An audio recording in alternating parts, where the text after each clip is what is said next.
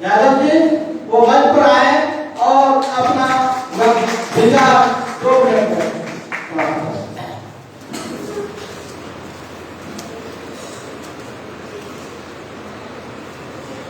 धन्यवाद महोदय, आपने मुझे इस लायक समझा। इसके लिए उपस्थित तमाम हमारे कार्यकर्ता पदाधिकारीगण सबों को एक साथ जोहार और मंचासीन इस कार्यक्रम की अध्यक्षता कर रहे माननीय डॉक्टर जी, हमारे वयोवृद्ध हमारे अम्बेडकर लाइब्रेरी के उपाध्यक्ष महोदय और इस कार्यक्रम के मुख्य अतिथि जोनाथन स्वरेन सर जी, एडवोकेट विजय प्रताप भारती सर जी, साथ ही मंचासीन तमाम पदाधिकारियों को मैं एक साथ प्रदान करता हूँ। यह भूमि कितने उर्वर है इसे सिद्धोकानु के बलिदान स्थल के रूप में हम जानते हैं।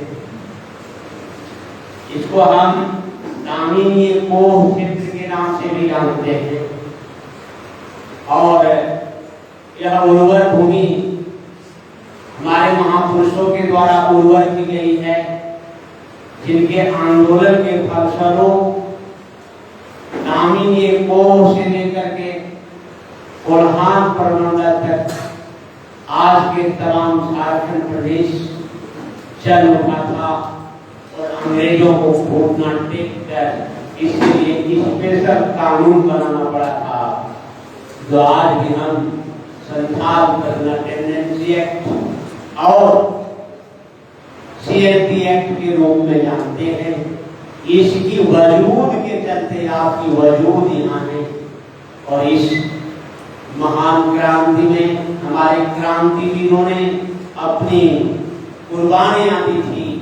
हम उनके वंशज हैं, उनके उर्वर भूमि पर पले हुए लोग हैं। हमें ये नहीं भूलनी चाहिए कि हमारे महापुरुषों ने जो बलिदान हमारे लिए दिया था, आज हमारी आने वाली पीढ़ियां और हमारे लिए ये द्वीपू अर्थात हमारे देश का दुश्मन, हमारा दुश्मन, हमारे भविष्य का दुश्मन हमारे साथ शोषण और अत्याचार कर रहे हैं। इसी अत्याचार का मुंहतोड़ जवाब देने के लिए हमें एकजुट होना होगा। आज जो जातियों में हमें बांट करके, हमें वर्गों में बांट करके, हमें जो फूट डाल करके, हमारे साथ धार्मिक फूट डाल करके, सामाजिक फूट डाल करके तोड़ रहे हैं, हमें पुनः उस टूटे हुए शक्तियों को एकत्रित करके पुनः एक महान शक्ति के रूप में एकजुट होकर के इन द्वीपों को जवाब देना होगा। तब हमारा भविष्य सुरक्षित होगा, हमारे बाल बच्चे का भविष्य सुरक्षित होगा।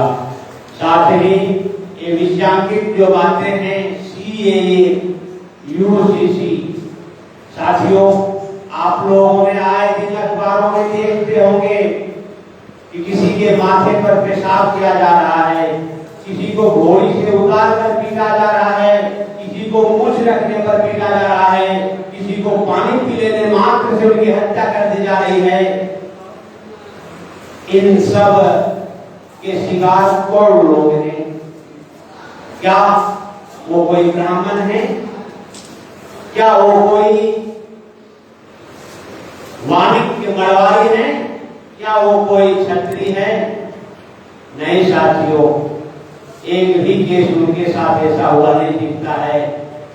ये वही लोग हैं जो इस प्रकार की घटना को घटित करने के लिए उत्तरदायी है। आप लोगों ने दशमत पोल पर पेशाब कर प्रवेश शुक्ला नाम के ब्राह्मण के द्वारा पेशाब करते हुए आए दिन खबरों में देखा होगा। वो आपको संदेश देते हैं साथियों, इधर आपको हमारे बीच के लोगों को राष्ट्रपति बनाते हैं और उधर हमारे माथे पर पेशाब करते हैं। वो इस पेशाब करने के माध्यम से हमें ये संदेश देते हैं कि आप राष्ट्रपति क्यों नहीं बन जाओ, आप देश के सर्वोच्च पद क्यों नहीं धारण कर लो, आप कितनों ताकतवर क्यों नहीं हो जाओ, लेकिन तुम हमारे पैर की जूती हो। ये संदेश देते हैं। आए दिन आप लोगों ने अखबारों में देखा होगा, लाल कृष्ण आडवाणी और आपके परम प्रिय प्रधानमंत्री जी कुर्सीसीन हैं, बैठे हुए हैं, और सर्वोच्च पद धारक हमारी द्रौपदी मुर्मू जी बगल में खड़ी हैं। ये वो नहीं खड़ी हैं, आपको आपकी औकात दिखा रहा है।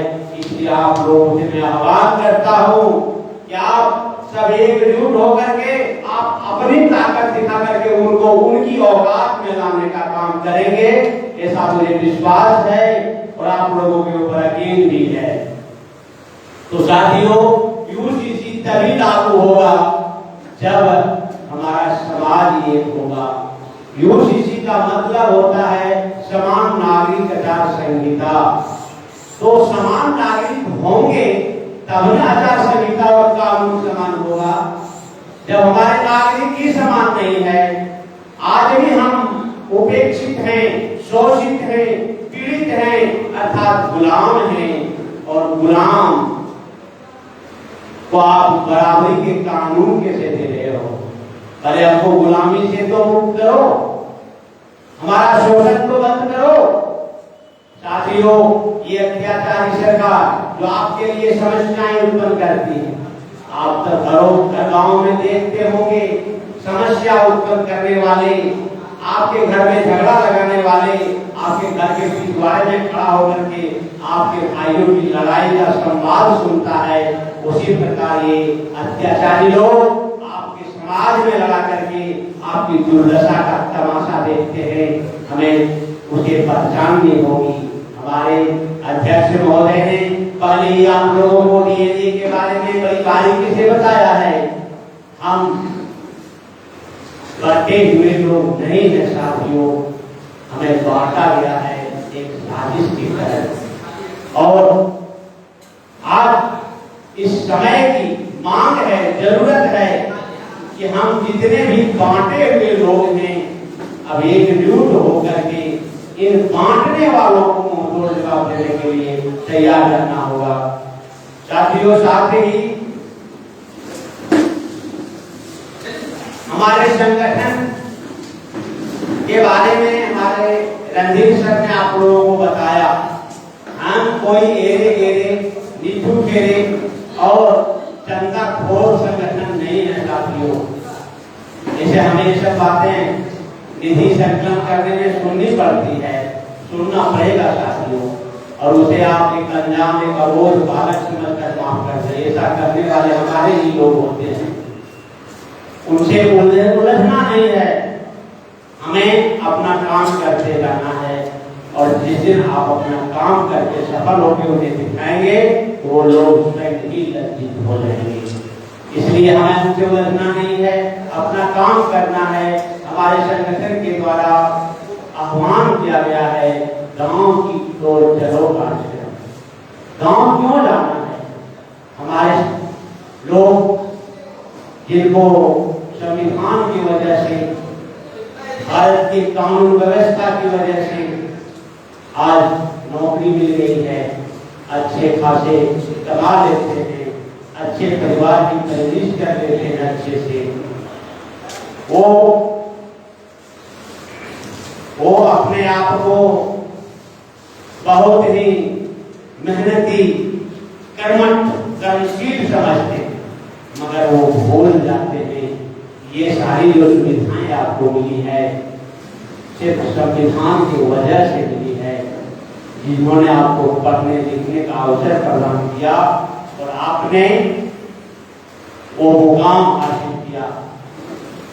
बाबा साहब ने कहा ये जो आपको जो मिला है सर्विस, आपको पढ़ने का जो मौका मिला है, ये सामाजिक ऋण है।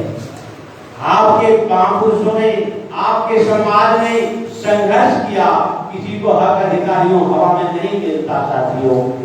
इसलिए हमें पे बैक टू सोसाइटी, जिस समाज के चलते, जिस समाज के महापुरुषों के संघर्ष के चलते हमें प्राप्त हुआ है, तो वो हमारा ऋण है, उसे हमें अवश्य चुकानी चाहिए।